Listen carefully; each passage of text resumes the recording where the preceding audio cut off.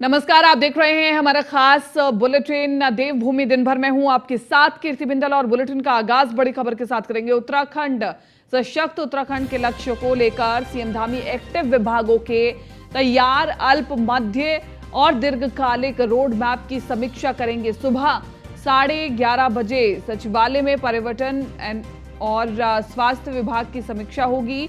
शाम 5 बजे CM Dhami BJP की बैठक लेंगे और पदाधिकारियों की बैठक में हिस्सा लेंगे। तो बड़ी खबर आपको बता रहे उत्तराखंड से जुड़ी हुई।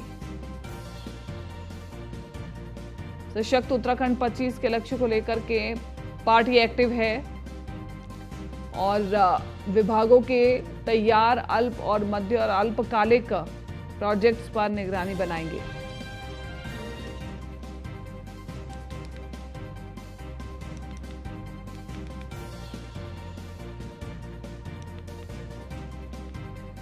तो बड़ी खबर आपको बता रहे सशक्त उत्तराखंड बनाने के लक्ष्य के साथ मुख्यमंत्री पुष्कर धामी आगे बढ़ते हुए विभागों के तैयार जिला मैप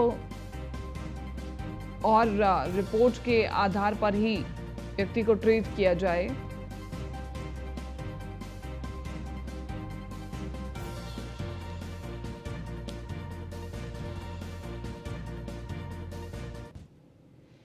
इधर आपको बता दें कि धामी सरकार की कैबिनेट बैठक में 16 प्रस्तावों पर मुहर लगी है। कैबिनेट बैठक में शिक्षा विभाग में बीआरसी और सीजीआरसी के पदों को लेकर के आउटसोर्स से भले ही कोई मंजूरी दी गई है।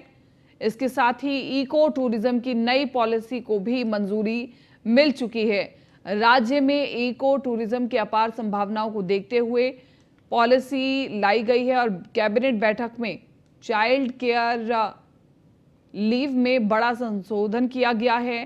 प्रदेश में अब महिलाओं के साथ पुरुषों को भी चाइल्ड केयर लीव मिलेगी। साथ ही उत्तराखंड बोर्ड परीक्षार्थियों को बैक पेपर देने का मौका दिया गया है। छात्रों को 2 विषयों में फेल होने पर मौका पेपर देने के अलावा और भी कई महत्वपूर्ण सुविधाएं मिलेंगी। कैबिनेट बैठक में पैराग्लाइडिंग के समय हादसों को देखते हुए नई जानकारी बनाई गई है।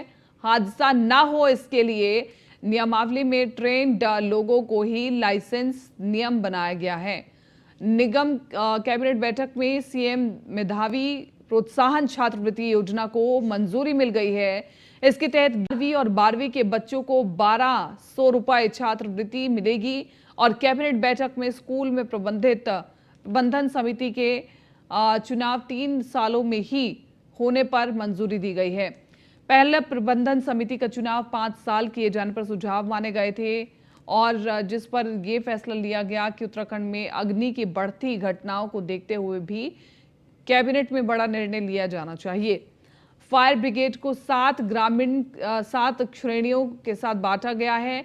मैदान के साथ साथ पहाड़ के शहरों में भी फायर ब्रिगेड की टीम तैनात दिखाई दे रही है। तो कैबिनेट बैठक में नगर पंचायत कालाढूंगी के विस्तार का निर्णय लिया गया। जमरनी बांध को लेकर के विस्थापन प्रक्रिया में 300 एकड़ जमीन जनता को आवंटित किया जाएगा। जिसका विस्थापन होना है उनको विस्थापन नीति के तहत आवंटित फिल्म किया जाएगा। उत्तराखंड कैबिनेट के फैसले क्या वो आपको बता रहे हैं। नई इको टूरिज्म पॉलिसी को कैबिनेट ने मंजूरी दे दी है और इसी के साथ साथ आउटसोर्स से भरे जाएंगे शिक्षा विभाग में बीआरसी और सीआरसी के पद आउटसोर्स से भरे जाएंगे। जो पद वो बता रहे हैं। पुरुषों को भी चाइल्ड केयर लीव देने पर कैबिनेट ने मुहर लगा दी है। अब न सिर्फ मां को बल्कि पिता को भी चाइल्ड केयर लीव मिल सकेगी। बोर्ड परीक्षाओं को 2 विषय में फेल होने पर बैक का मौका मिला है।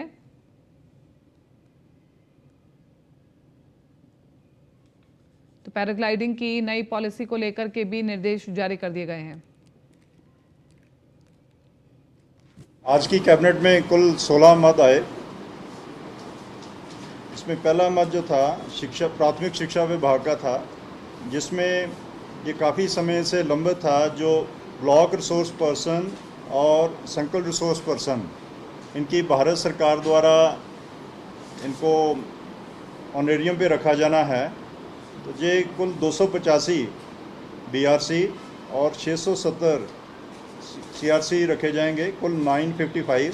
इनको 40,000 रुपया प्रति माह दिया जाएगा। परीक्षा फल सुधार परीक्षा के नाम पे जो बच्चे रह जाएंगे उनको 3 अवसर दिए जाएंगे कि वो कंपार्टमेंट में पास हो सकें। एरो स्पोर्ट्स या पैराग्लाइडिंग वगैरह जो चल रहे हैं तो इसकी एक्सीडेंट कोई ना हो, ये भी किया है कि जो भी अप्लाई करेगा 1 माह में ही उसको स्वीकृति दे दी जाएगी ताकि लंबी चीज़ें ना रहें। संस्कृति एवं धर्म सेवा विभाग का है, इसकी भी बातखंडे हिंदुस्तानी संगीत महाविद्यालय की सेवा नियमावली अभी तक नहीं थी, उस सेवा नियमावली को पास किया गया। प्रदेश में इको टूरिज़्म की पॉलिसी लाई गई है। आप जानते ही हैं कि 72% जो उत्तराखंड का क्षेत्रफल है वो उसमें फॉरेस्ट है और इको टूरिज़्म की बहुत बड़ी संभावनाएं हैं। आज कैबिनेट ने ये निर्णय लिया है कि जो नए इको टूरिज़्म स्थल विकास होंगे उसमें जितनी भी आय होगी उसका मात्र 10% ही ट्रेजरी में जमा किया जाएगा, 90% वो लोकल सोसाइटी में ही रखेंगे और उस 90% पैसे से वो विकास करेंगे। ये खनन विभाग का है, इसमें ये जो स्टोन क्रशर वगैरह, जो mobile screening plant, hot mix plant वगैरह जो इस्टेब्लिश करने के लिए एक साइट सिलेक्शन कमेटी जाती थी तो उसमें पोल्यूशन कंट्रोल बोर्ड के मेंबर नहीं थे। तो जो हाई कोर्ट से डायरेक्शन मिली थी कि पोल्यूशन कंट्रोल बोर्ड का भी एक सदस्य रखा जाए, तो उसको कमेटी को जो संशोधन किया है कि आगे से पोल्यूशन कंट्रोल बोर्ड का भी एक मेंबर रहेगा इस समय। नई गौशाला भी बनाई जाएंगी ताकि पूरे प्रदेश में जितने भी निराश्रित गौवंश हैं उन सभी का समाधान किया। उत्तराखंड हाईकोर्ट ने कुमाऊं के हल्द्वानी में स्थित इंदिरा गांधी अंतर्राष्ट्रीय स्पोर्ट्स स्टेडियम का कार्य तय समय में पूरा नहीं करने के खिलाफ दायर जनहित याचिका पर सुनवाई की है। मामले को सुनने के बाद कोर्ट ने राज्य सरकार व पेयजल विभाग से पूछा है कि वर्तमान में वहां के कार्यों की स्थिति से स्पष्ट कराएं। कोर्ट ने राज्य सरकार से यह भी बताने को कहा है कि यहां पर पिछले 1 साल में कौन कौन से खेल हुए हैं, कितने लोगों को परीक्षण दिया गया और देने वाले कर्मचारी कौन हैं। इसका पूरा चार्ट बना करके 4 सप्ताह में पेश किया जाना चाहिए और हर मामले की अगली सुनवाई, इस मामले की अगली सुनवाई जो होगी वो 22 जून को होगी।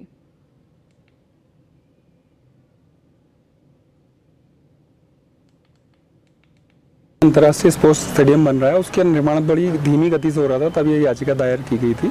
इसमें पूर्व में कोविड केयर सेंटर बनने के कारण उसके बाद कोविड समाप्ति भी हो गया, तब भी इसमें निर्माण कार्य तेजी से नहीं हो पा रहे थे, जिसके बाद कोर्ट की डायरेक्शंस के बाद तेजी से वहाँ पे निर्माण चल रहे हैं। और आज इसमें ये शपथ पत्र दायर किया गया था कि अभी अक्टूबर तक का समय है, लेकिन अगस्त तक 2 महीने पूर्व ही निर्माण कार्य कंप्लीट कर लिया जाएगा।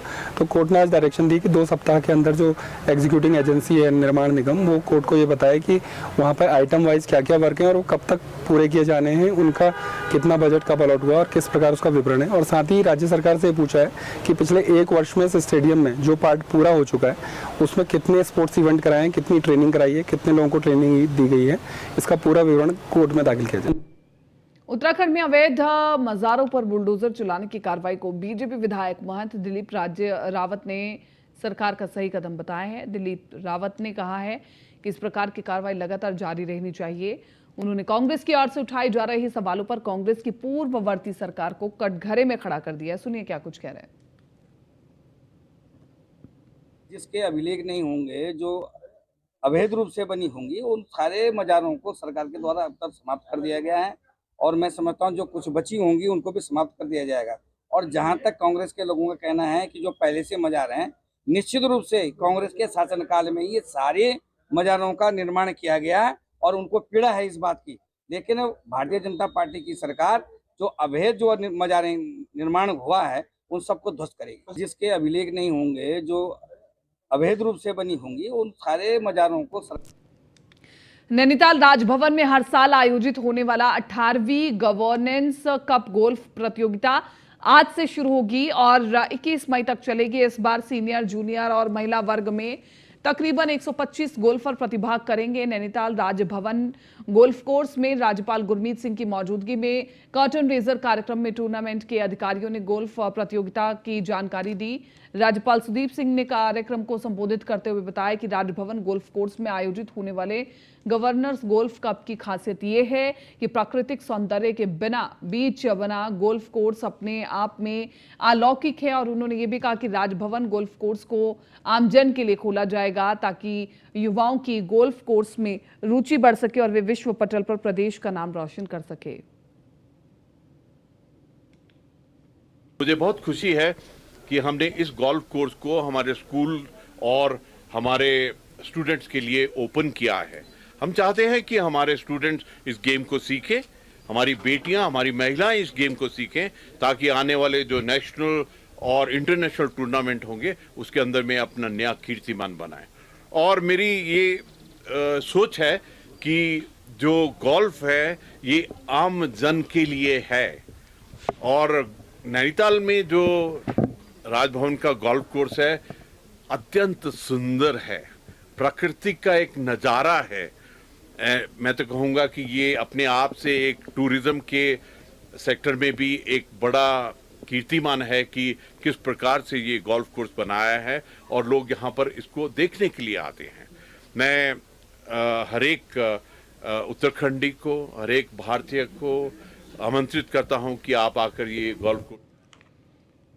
हरिद्वार में ज्वालापुर कोतवाली क्षेत्र में बदमाश और पुलिस के बीच मुठभेड़ हो गई, जिसमें एक बदमाश के पैर में गोली लगी है, जबकि दूसरा बदमाश जंगल की ओर फरार हो गया है। फरार आरोपी को पकड़ने के लिए पुलिस जंगल में कॉम्बिंग भी कर रही है। हरिद्वार पुलिस के मुताबिक 17 मई की देर शाम रानीपुर के पास दो युवकों ने चेन स्नैचिंग की घटना को अंजाम दिया था, जिसके बाद पुलिस उनकी तलाश कर रही थी। इस बीच मुखबिर से सूचना मिली कि बाइक सवार युवक रानीपुर मोड़ पर देखे गए हैं, जिस पर पुलिस की टीम ने मौके पर ही उन्हें धर दबोचा और जिसके बाद पुलिस ने उनका पीछा किया और वहीं पुलिस की टीम ने पीछा किया तो बदमाश बाईपास से जंगल की ओर भागने लगे। और इतना ही नहीं, बदमाशों ने पुलिस की टीम पर फायर भी झोंक दी। पुलिस ने भी जवाबी फायरिंग की, जिसमें एक युवक के पैर में गोली लगी है, जिससे वो वहीं पर गिर गया और पुलिस ने तत्काल दबोच लिया बदमाश को, जबकि दूसरा बदमाश राजोजी के जंगलों में भागने में सफल रहा है, जिसकी तलाश की जा रही है। उधर गोली लगने से घायल बदमाश को जिला अस्पताल भेजा गया है, जहां पर उसका इलाज किया जा रहा है और साथ ही पूछताछ की जा रही है। वहीं फरार बदमाशों को पकड़ने के लिए पुलिस जंगल और आसपास के कस्बों में कॉम्बिंग कर रही है। पुलिस का दावा है कि जल्द ही बदमाश को गिरफ्तार कर लिया जाएगा। ज्वालापुर क्षेत्र में शाम को एक चेन स्नैचिंग हुई थी और इसमें पूर्व में भी कुछ स्नैचिंग की वारदातों की खबर आ रही थी। इस पर एक टीम ने इसमें लोकेट किया था, तो इसमें एक संदिग्ध गाड़ी का नंबर मिला था। उस गाड़ी को जब ट्रैक कर लिया गया तो आज फिर पता चला कि ये गाड़ी से मूवमेंट हुआ इधर की तरफ और हिल बाईपास की तरफ। तो हमारी जो एसओजी की टीम और ज्वालापुर रानीपुर की टीम को चूँकि इसमें लगाया गया था अनावरण के लिए, तो ये हिल बाईपास का जो जंगल है उधर की तरफ दो बदमाश भागे मोटरसाइकिल छोड़कर। तो जहाँ पर जवाबी कार्रवाई में, क्योंकि जब घिर गए वो, तो फायर किया गया। तो पुलिस ने भी एक फायर किया जो इनके पैर पे लगा है, जो उसका मोहित नाम है इसका, ये शाहजहाँपुर का है। इस पर अभी जो जानकारी मिल पाई है टीम से, उसने बताया कि वहाँ भी मुठभेड़ के और 307 के केसेस वहाँ भी रजिस्टर्ड हैं। बाकी जानकारी की जा रही है। इसका एक साथी है जो फरार है, जिसके लिए टीम अभी हमारी एसओजी की अन्य टीमों को लगाया गया। इसमें दिल्ली और देहरादून के बीच वंदे भारत एक्सप्रेस ट्रेन का जल्द संचालन होने जा रहा है, जिसको लेकर के उत्तर रेलवे के महाप्रबंधक शोभन चौधरी देहरादून पहुंचे, जहां उन्होंने देहरादून रेलवे स्टेशन को लेकर के डोईवाला रेलवे स्टेशन का निरीक्षण किया। इस दौरान उन्होंने अधिकारियों से देहरादून रेलवे स्टेशन के मौजूदा होटलों पर भी चर्चा की है और साथ ही ट्रेन की रूपरेखा, समय सीमा समेत अन्य शेड्यूल भी बताए। और जल्द ही देहरादून से नई दिल्ली के बीच वंदे भारत एक्सप्रेस ट्रेन शुरू की जा सकती है। हालांकि इसकी अभी कोई आधिकारिक पुष्टि नहीं है, लेकिन उम्मीद जताई जा रही है कि इस ट्रेन को प्रधानमंत्री नरेंद्र मोदी ही हरी झंडी दिखाएंगे। निरीक्षण रेलवे में तो एक हम लोग की सामान्य कार्य पद्धति है कि सुपरवाइजर लेवल से अधिकारी लेवल तक सब लोग हम लोग समय समय पे आते हैं, देखते हैं ठीक ठाक चल रहा है कि नहीं, या कुछ और इनपुट देना है, भविष्य में क्या एक कार्य योजना है। तो उसलिए हम लोग का डेली एक रूटीन का काम है। तो उसी संदर्भ में आए हुए थे, देख के गए क्या है कि उस स्टेशन का रिडेवलपमेंट होना है, कैसे प्लान बनेगा, क्या बनेगा, उस पर हमारे अधिकारियों के साथ भी हम लोगों ने चर्चा की। तो ये एक रूट। उत्तराखंड देश के साइबर क्राइम के मामलों में टॉप 5 में शुमार है और आए दिन प्रदेश में साइबर ठगी के अपराध भी लगातार बढ़ते जा रहे हैं, जिसको लेकर के अब Uttarakhand police cyber science forensic lab तैयार करने जा रही है, जो आने वाले समय में पुलिस के लिए बड़ा फायदेमंद होगा। आपको बता दें कि उत्तराखंड में हर दिन 50 से ज्यादा मामले साइबर फ्रॉड के थानों में दर्ज हो रहे हैं। साथ ही हत्या, महिलाओं के साथ होने वाले अपराधों में भी प्रदेश में लगातार मामले बढ़ रहे हैं।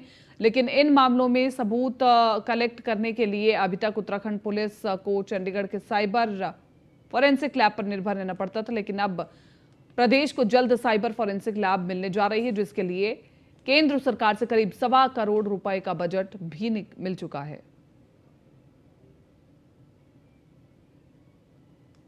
फोरेंसिक या जो स्मार्ट पुलिसिंग का एक फैक्टर ये भी होता है कि हमें टेक्नोलॉजिकली कितना हम अपग्रेड होते हैं।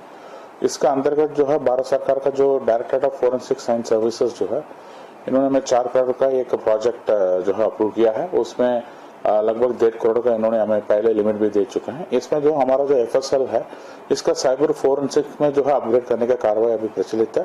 इसको जल्दी करेंगे और बाकी जो पैसा जो बचा है वो भी हम जल्दी प्राप्त करके जो है हमारा FSL जो स्टेट फोरेंसिक साइंस लैब है, इसका जो है हम साइबर फोरेंसिक एरिया में बहुत आधुनिकीकरण का वो ले चलेंगे। ये केंद्रीय गृह मंत्रालय ने उत्तराखंड सरकार को प्रदेश में 69 शत्रु संपत्तियों की सूचना सौंपी है। ये शत्रु संपत्तियां राजधानी देहरादून, मसूरी, नैनीताल, भगवानपुर, ज्वालापुर और किच्छा में हैं, जिन पर कब्जा लेने के लिए सभी जिलाधिकारियों ने कार्रवाई शुरू कर दी है। अपर मुख्य सचिव राधा रतूड़ी ने शत्रु संपत्तियों को लेकर कहा कि शत्रु संपत्ति का विषय केंद्र सरकार है। 1947 में जब देश आजाद हुआ था, उस समय जो लोग अपनी संपत्ति छोड़कर पाकिस्तान चले गए थे, ऐसी संपत्तियों को केंद्र सरकार ने शत्रु संपत्ति घोषित किया और इसका स्वामित्व केंद्र सरकार के पास है। तो केंद्र सरकार ने सभी प्रदेशों में ऋतु संपत्ति चिन्हित करके सभी जिलाधिकारियों को सूची भेजी है और उत्तराखंड में 69 संपत्तियों की सूची दी गई। जिलाधिकारियों को इनका सर्वे, मूल्यांकन और कब्जेदारों को नोटिस देकर उस संपत्ति को केंद्र सरकार में निहित कराना है। शत्रु संपत्ति का विषय भारत सरकार का है। भारत जो भी लोग 1947 में भारत छोड़ के पाकिस्तान चले गए थे, उनकी जो संपत्ति बची हुई थी वो भारत सरकार ने उसको शत्रु संपत्ति डिक्लेयर किया है। उसको वेस्ट करने के लिए बहुत तेजी से कार्रवाई चल रही है।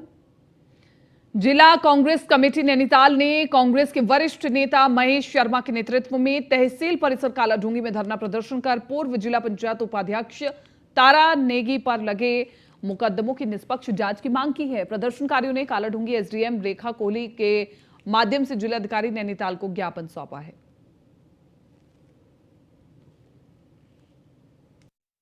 में जिला कांग्रेस कमेटी नैनीताल के द्वारा एक ज्ञापन दिया गया है, जिसमें इनके द्वारा कहा गया है कि पूर्व महासचिव एवं पूर्व जिला पंचायत उपाध्यक्ष के खिलाफ बैल पड़ाव चौकी में मुकदमा दर्ज किया गया है और जिसके अगेंस्ट इन लोगों ने आज यहाँ पर ज्ञापन दिया गया है। इसके विरोध में जो माननीय जिलाधिकारी महोदय को संबोधित है और मेरे द्वारा इसको जिलाधिकारी महोदय को प्रेषित किया जाए। 2 दिन पूर्व उनको किसी मसले पे किसी ग्रामीण जन द्वारा बुलाया गया और बात जो भी थी वो मध्यस्थता करने के लिए गए थे और होता है पंचायतों में विवाद भी हो जाते हैं, लेकिन कोई बात इतनी बड़ी नहीं बनी थी। थोड़ी कहा सुनी 2 पक्षों के बीच हुई थी और तारा सिंह नेगी उसको मध्यस्थता करा रहे थे। तो आज पता चला कि उनके कई धाराओं पर उनके मुकदमे लाद दिए गए हैं, जिसके कांग्रेस जन में आप देख रहे हो कि सैकड़ों की तादाद में यहाँ मातृ शक्ति और नौजवान साथी यहाँ पहुँचे हुए हैं। कांग्रेस जन में बड़ा इस बात का आक्रोश है कि एक जनप्रतिनिधि को जो एक समझौता करने गया था उसके ऊपर धाराएं लगाई दी गई हैं। तो इसलिए कांग्रेस जनों में बड़ा इस बात का आक्रोश है और इसको लेकर के यहाँ पर धरने पे बैठे हैं। आज हमने जिलाधिकारी महोदय को ज्ञापन दिया है परगना अधिकारी महोदया के माध्यम से और हमें उम्मीद है कि जिलाधिकारी महोदय उसका संज्ञान लेंगे और उसमें निष्पक्ष जांच करा करके उनके ऊपर जो धाराएं लगाई गई हैं उनको। फास्ट फूड आइटम की जगह पर मोटे अनाज का इस्तेमाल करने के उद्देश्य से अल्मोड़ा में स्कूली बच्चों ने रैली निकाली है। खाद्य प्रसंस्करण उद्योग मंत्रालय और एसोचैम द्वारा अल्मोड़ा में श्री अन्न मेला रैली का आयोजन किया गया। रघुनाथ सिटी मॉल से शुरू हुई श्री अन्न मेले रैली की चौगन्ना पाटा तक यात्रा निकली और इस रैली के जरिए परंपरागत मोटे अनाज मक्का और बाजरा, मंडुआ, कणी जैसे मोटे अनाजों की खेती को बढ़ावा देने और डेली डाइट में शामिल करने का जागरूक किया गया है।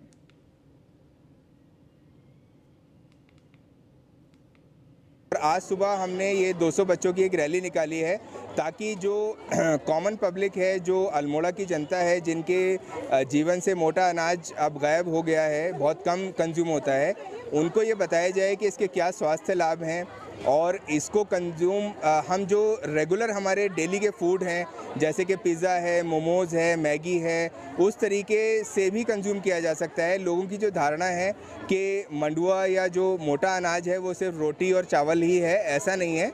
जो हमारे रेगुलर या फास्ट फूड हैं वो भी मंडुआ के हमारे बन सकते हैं। तो हमारा उद्देश्य यही है कि सब लोगों में ये जागरूकता फैलाई जाए कि मोटा अनाज को कंज्यूम किया जाए और अपने स्वास्थ्य को अच्छा रखें।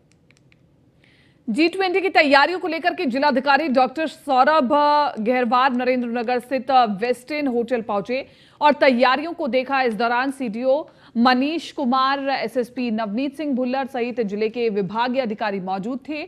आपको बता दें कि G20 सम्मेलन में हिस्सा लेने वाले मेहमानों को 24 मई को आगमन होगा। 25, 26 और 27 मई को होटल वेस्टर्न में 3 दिनों तक सम्मेलन चलेगा। सम्मेलन बैठक के मुख्य मुद्दों में भ्रष्टाचार उन्मूलन, कृषि, उद्यानिकी जैसे मुद्दे शामिल होंगे। और इसी के साथ साथ विदेशी मेहमानों की टीम 28 मई को ओणी गांव का भ्रमण करेगी, जहां विदेशी मेहमान पहाड़ की लोक संस्कृति, परंपरा, वेशभूषा, खान पान, रीति रिवाज, रहन सहन से रूबरू होंगे।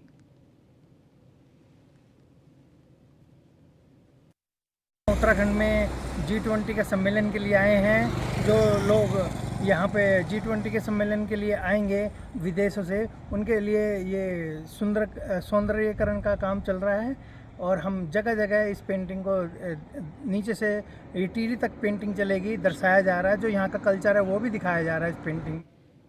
नगर पालिका परिषद द्वारा मसूरी की स्थापना के 200 साल पूरे होने पर द्विशताब्दी कार्यक्रम आयोजित किए जा रहे हैं और इसके तहत बुधवार की शाम को मसूरी के ऐतिहासिक गांधी चौक पर आईटीबीपी के जवानों ने ब्रॉस बैंड की प्रस्तुति दी और इस प्रस्तुति ने सबका मन मोह लिया। मसूरी के 200 साल पूरे होने पर मसूरी की स्थापना वाले कैप्टन यंकी वंशज रिचिल अपने परिवारजनों और दोस्तों के साथ मसूरी पहुंची। रिचिल ने मसूरी के 200 साल पूरे होने पर मसूरी वासी को शुभकामनाएं दी और उन्होंने इस मौके पर अपनी खुशी भी जाहिर की है।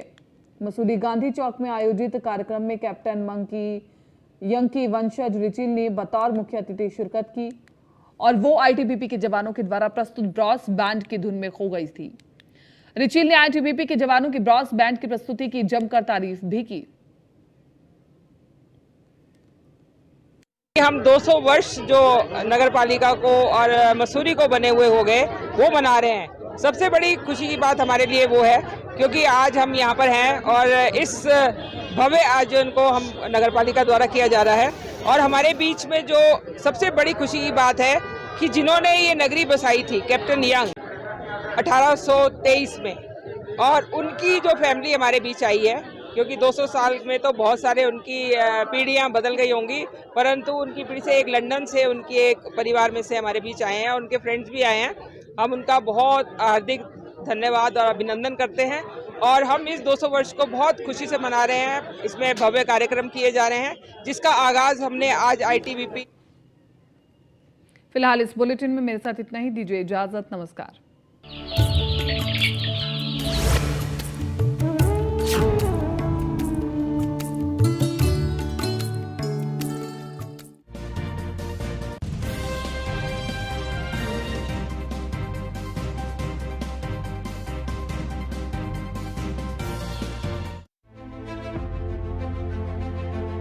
उत्तराखंड में जारी चार धाम यात्रा श्रद्धालुओं की आस्था के साथ साथ उत्तराखंड की आर्थिकी को भी चार चांद लगा रही है। राज्य की महिला स्वयं सहायता समूहों, वाहन चालकों, होम स्टे जैसी संस्थाओं के लिए भी राज्य सरकार के किए गए प्रयास किसी तोहफे से कम साबित नहीं हो रहे। चमोली के माड़ा में वोकल फॉर लोकल को बढ़ावा देने के लिए प्रधानमंत्री नरेंद्र मोदी ने श्रद्धालुओं से अपने यात्रा व्यय का 5% स्थानीय उत्पादों पर खर्च करने की अपील की थी। पीएम मोदी के दिए गए सूत्र वाक्य का पालन करते हुए मुख्यमंत्री पुष्कर सिंह धामी की सटीक प्लानिंग का असर भी चारधाम यात्रा मार्ग पर दिख रहा है। हाँ, निश्चित रूप से प्रधानमंत्री जी ने माड़ा गांव से अपील की थी और समूचे देशवासियों से उन्होंने अपील की थी कि जो भी उनकी धार्मिक यात्रा है उस यात्रा का 5% धनराशि स्थानीय उत्पाद जो वहाँ के स्थानीय महिला समूह के लोग बनाते हैं, लोकल उत्पादन करने वाले बनाते हैं, छोटे छोटे जो स्वयं सहायता समूह है वो बनाते हैं, वो अपना रोजगार करते हैं, तो कहीं ना कहीं 5% लोगों ने खरीदना प्रधानमंत्री जी की अपील के बाद शुरू किया है, जिससे स्थानीय लोगों का प्रोत्साहन भी हो रहा है, उनका स्वरोजगार भी बढ़ रहा है। वोकल फॉर लोकल को प्रमोट करते हुए 6 महीने तक चलने वाली चारधाम यात्रा पहाड़ के लोगों के लिए अगले 6 माह की आर्थिकी का प्रबंध भी कर रही है। सीएम पुष्कर सिंह धामी के प्रयासों से श्रद्धा के साथ साथ खुशहाली का संदेश भी चारधाम यात्रा मार्ग पर दिखाई दे रहा है। महिला स्वयं सहायता समूहों के साथ साथ स्थानीय उत्पाद धूम मचा रहे हैं। वहीं रेस्टोरेंट से लेकर बेकरी के प्रोडक्ट और हिलांश के उत्पादों की सराहना विदेश से आए यात्री भी कर रहे हैं। गवर्नमेंट का प्रयास तो बहुत अच्छा है, लोकल वुमेन को सपोर्ट कर रहे हैं, इससे अच्छी बात क्या हो सकती है। हाँ, very nice, supporting local women and all this pure organic stuff, even better, health के लिए भी बहुत अच्छा है। फिर women support, that's really very nice. Dhami ji ने भी इस पे बहुत ध्यान दिया है और हमारे स्वयं सहायता समूह को इसका प्रॉफिट भी मिल रहा है। जैसे कि हमारे जो यहाँ पे लोकल सरस रेस्टोरेंट है, हमारे लोकल प्रोडक्ट बनते हैं, तो लोग कभी काफ़ी पसंद कर रहे हैं और यहाँ से उसका आनंद ले रहे हैं। अभी तो इस बार तो बहुत फ़ायदा, कोई दिक्कत ही नहीं आ रही है किसी प्रकार की। पिछले साल तो दो दिन रोड पे पड़े हैं, बहुत परेशानी हुई। ये मुख्यमंत्री जी के बहुत वो है जो इस पर कोई परेशानी नहीं है। और आगे भी हमारे परमानेंट हम इस यात्रा में चल रहे हैं, 6 महीने तक चलेंगे। हमें आगे भी कोई दिक्कत आने की कोई संभावना नहीं थी। मुख्यमंत्री पुष्कर सिंह धामी के प्रयासों से उत्तराखंड में इस बार चारधाम यात्रा कमाई का सबसे बड़ा साधन बनकर सामने आ रही है। तीर्थाटन और पर्यटन दोनों ही लिहाज से यात्रा ने स्थानीय लोगों और व्यापारियों के चेहरे खिला दिए हैं। इस बार यात्रा से राज्य में आर्थिक गतिविधियों को बड़े स्तर पर बढ़ावा मिल रहा है। वहीं स्थानीय उत्पादों के साथ साथ रोजगार करने वाले लोगों को आर्थिक तौर पर बड़ा लाभ हो रहा है। सूचना एवं लोक संपर्क विभाग, उत्तराखंड।